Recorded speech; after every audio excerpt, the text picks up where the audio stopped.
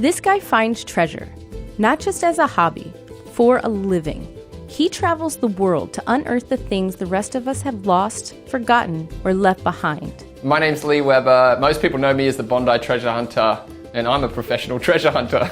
Leigh uses huge magnets, underwater metal detectors, and even giant cranes to haul out jewelry, bikes, cell phones, swords, old guns, safes of money, and even some things that are a little unexpected. I've also pulled out a BMW motorbike, which was worth $15,000. It was so cool. It's like a motorbike from Pirates of the Caribbean with all the crusty barnacles on there. Everywhere I walk, everywhere I go, I think, oh, where's a good spot to find treasure here? Maybe something there, oh, that would be a good spot to go. It's always like opens up the world a bit to a treasure hunter's point of view. And I always want to go treasure hunting. What is that? That is super creepy. What on earth is that, mate?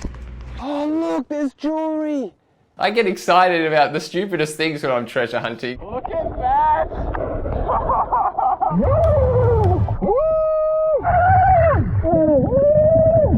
Oh my gosh, we got a bike! I found some really cool historical objects, whether it's like a cannonball or old knives when you're magnet fishing. This is gold jewelry that I usually find underwater metal detecting. I always get super excited when I dust the sand away and a big gold ring's showing there.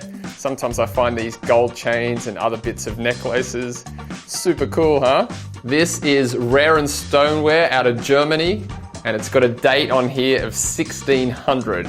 And I love the design of these emblems on there. One of my favorite finds.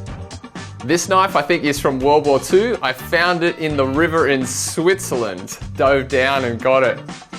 Awesome.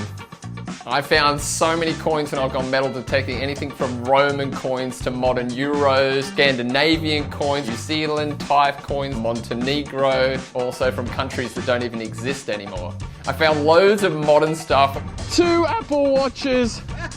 Holy moly! You like iPhones and also computers, TVs, any treasure that's been lost, doesn't matter, big or small. I just enjoy the hunt. Some of Leigh's most prized finds aren't made of gold. He's reunited people with lost wedding rings and family heirlooms, helped the police solve crimes, and provided items to archaeologists and historians. Would you describe yourself as a history geek? Would I describe myself as a history geek? Absolutely not. I paid no attention in school at all. I was surfing every day, and now I know so much about it. If I could go back in time and say to my younger self, you're going to know so much about history, you should listen to this lesson, he would laugh at me. I got started in treasure hunting at Bondi Beach, funnily enough. It was a flat day. I grew up as a surfer, and I still love to be in the water whenever I can. So I went snorkeling one day and I saw some coins just lying on the bottom, and I thought, oh, what's that doing there? So I dug a bit more and there was just coins everywhere, and I thought, I gotta get a metal detector. I'm gonna be so rich. So I stuck with it, and I think I'm just totally addicted now. And it doesn't stop there. Leigh spends his free time poring over old maps and history books, trying to unlock the treasure hunting world's great mysteries. I hear myths and legends of treasure all the time, and every time I want to go and search for it, you've got these huge stories like the, gold trains that were buried in World War II. You've got, the Amber Room, which has gone missing, and hundreds of shipwrecks that are still out there missing. There's one, I think it's called the Madagascar, and it was filled up during Australia in the 1800s. We had a mega gold rush, and it was filled with all the gold from it was sailing back to England, loaded with gold. It was never seen again. Still out there. Can you imagine? One of Leigh's favorite treasure hunting methods is called magnet fishing. Magnet fishing is where you get a giant magnet, you attach it to a rope, throw it in some water, whether it's a canal, a lake, or off a jetty, and you pull it in to see what metal bits have stuck to it at the end of the day. I have a magnet called the Beast Magnet. It is incredible. It's way stronger than I am. People say, how strong is it? It's like too strong almost. So if I get stuck on something, I just recruit people, come and help me, or I can even, tie it to the back of a car and tow it out and stuff like that. Worst case scenario, we get a crane. I did that one time. It was a giant safe. It was so big. I used a car, tied a rope around the safe, towed it out with the car. The rope kept breaking, so I ended up getting this crane and Within 2 minutes, he went, bam, pulled the safe out, dumped it, and he goes, there you go. That cost me like 200 euros, but it was the best 200 euros I ever spent because I got the safe and then we busted it open and sure enough, there's still stuff inside it, so it's awesome. Magnet fishing in Amsterdam, you're gonna find a bike, it's guaranteed. There's so many bikes in there, so I find hundreds of bicycles. I don't know what it is with bikes, but I always find them with fishing lures on them. The police in Amsterdam are really nice. They'll come up and say, have you caught anything today? And things like that. So, because we call them so much when we find guns. Oh, did you hear that? Zap onto the magnet. It's big, whatever it is. What have we got here? Oh my, yes, we've got a safe. It's really fun when you find a safe because you open it up and you're like, what's going to be inside of it? Sometimes they're empty, sometimes they're full. It's exciting every time. So you get a safe, you're like, yes, I got a safe, and then bam, nothing, or yes, look at this one's filled, and everyone comes around, have a look what's inside. Look at that safe, that's awesome. Oh my gosh, look at the size of that safe. Oh, did you hear that? When you're working with giant magnets, things don't always go as planned.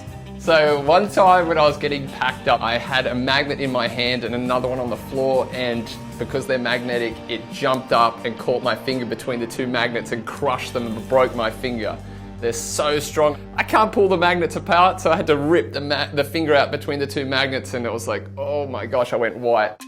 Leigh also keeps a lightweight underwater breathing apparatus that fits into his backpack. My underwater detecting process and breathing machines, I have a Nomad and a Nemo, and they float on the surface and pump air down a tube so I can breathe underwater. They're super light, so I can travel with them and take into awkward places that are otherwise difficult, like with scuba gear. And then I go with my underwater metal detector. When it beeps, I usually can tell if it's gold or silver, and I just dig it up. Hopefully it's like a gold ring or a silver ring or some jewelry or something cool. Sometimes you even find sunglasses, you just, don't know what you're gonna get. And I always find Ray-Ban.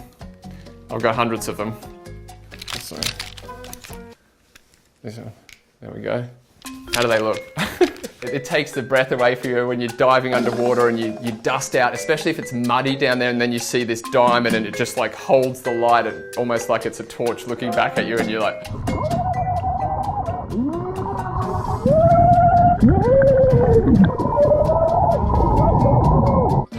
oh my gosh, is it real? And you dig it up and you look at it and you're just like, oh, and then I start shouting and talking underwater, babble, something like that.